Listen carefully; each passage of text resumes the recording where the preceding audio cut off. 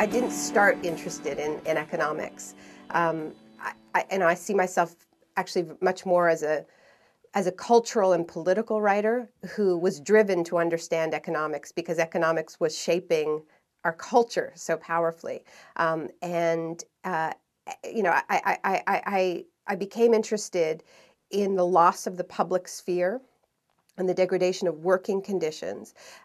Those were two of the themes that I was writing about early on as a journalist. I was writing as a young activist, as a young student activist, about how we were losing our non-commercial spaces, like schools, right? Which used to be, I was in school when the first ads arrived. I'm not one of these people who's interested in economics because I'm interested in mathematical modeling. I respect people who are, I suppose, but I was forced to teach myself economics because it was affecting culture. And I really see myself primarily as somebody concerned with politics, human rights, culture.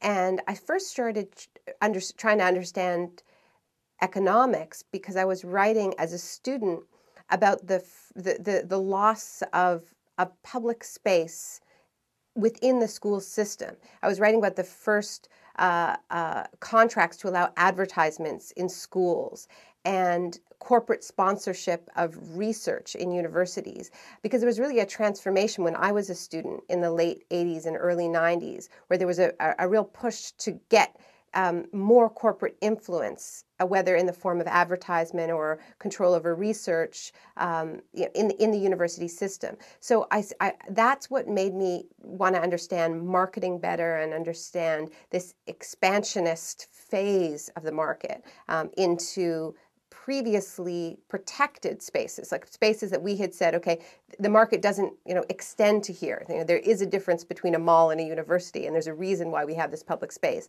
So I guess I came to it backwards. I came to it as somebody interested in culture, education, politics, and facing this very expansionist economic agenda that actually didn't see a role for the public. And this is the economic phase that we're in, which is so expansionist that it's creeping into all of these previously non-market spaces. So it was in the process of trying to defend those spaces and draw those lines that I became interested in economics.